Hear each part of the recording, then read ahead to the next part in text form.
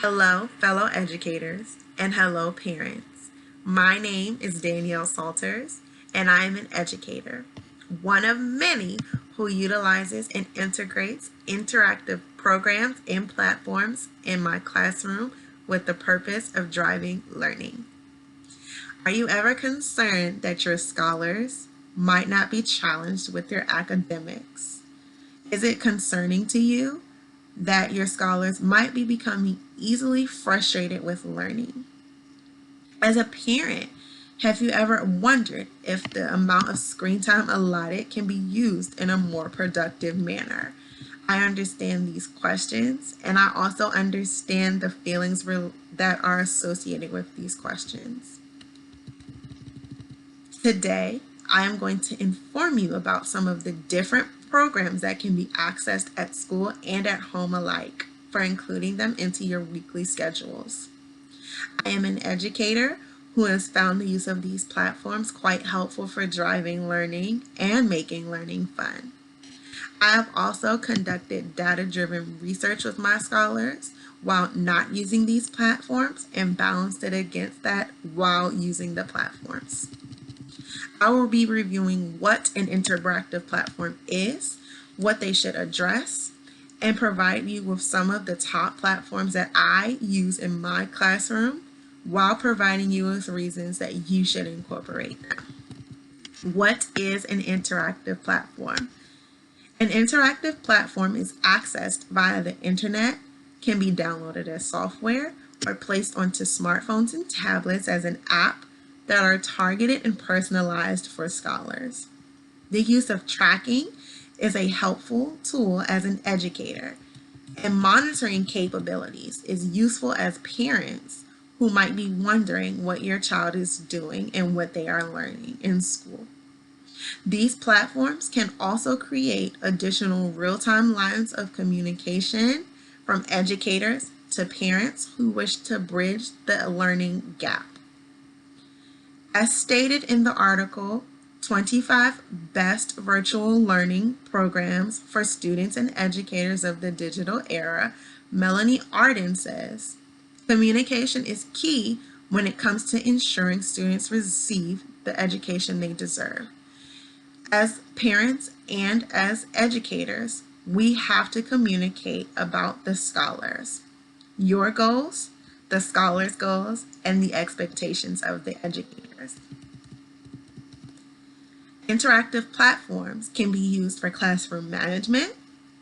They can also be used for educational goals. Interactive activities are integral parts of social emotional learning.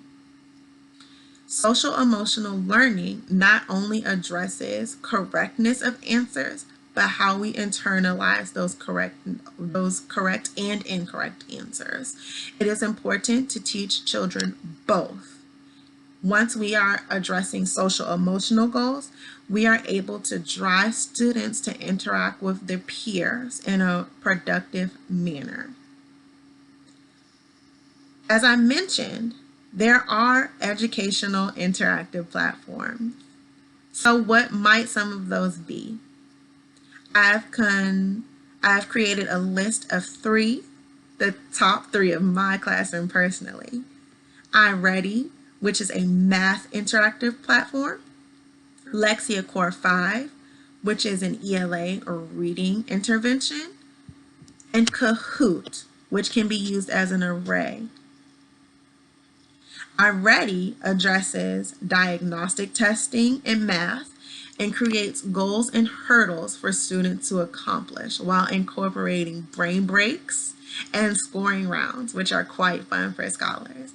Lexia Core 5 addresses phonics, reading goals, and creates worksheets that you can use not only as homework, but as data-driven instruction for scholars. Kahoot is a game, but you can use it for everything that you need, ranging from science to social studies to ELA and math. It is a lot of fun, and scholars have a lot of fun trying to win those Kahoot games. Using these platforms can be fun, and they can also be challenging for scholars. The benefits of incorporating these include real-time feedback on learned knowledge, direct next steps for teaching, and rigorous work that can be accessed at educational institutions or at home. Are these platforms only used for educational purposes? As I've stated before, no. There are many platforms that can also be used for behavioral and classroom management. Utilizing platforms for a multitude of purposes helps with association. By disassociating platforms and their uses solely for academic purposes, one can also create an association of these platforms with positive reinforcement. What that means is, if students don't only see these platforms being used for education, they can associate it with fun and also with creating positive reinforcements, which is the same as saying, good job for doing this. Or by saying, good job, I appreciate you doing this. This is a reward for this, things of that nature. While respectively and supportively redirecting students in a non-invasive way, one can redirect a single student or a whole class. These platforms can communicate directly with parents, allowing the parent to know the exact redirection, the exact time that the redirection needed to happen, and how often these redirections need to happen. For example, Class Dojo, another class favorite of mine, can be used remotely and with a sound.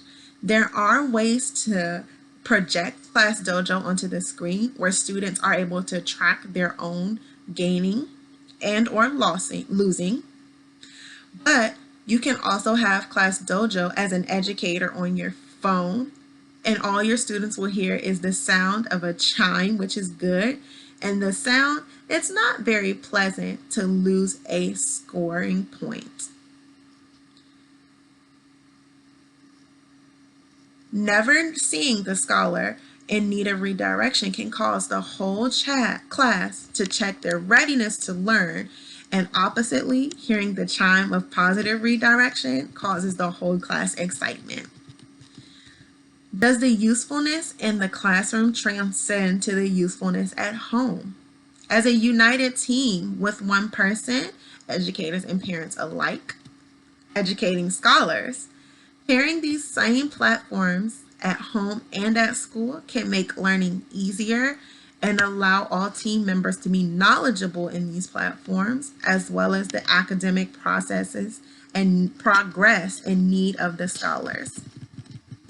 What that means is that if I use iReady at home with my child and the teacher is also using iReady at school, we both are on the same page, knowing what our child together can accomplish on iReady alone and what they might need help with. Many of these platforms and programs track progression. While the scholars and parents do not have access to the data and charts of progression, the educators do, which provide them with insightful tools when creating data-driven instruction, or DDI, for our educators. Across a wide variety of children, not only that, but it helps with understanding where the flaws of teaching may come into play.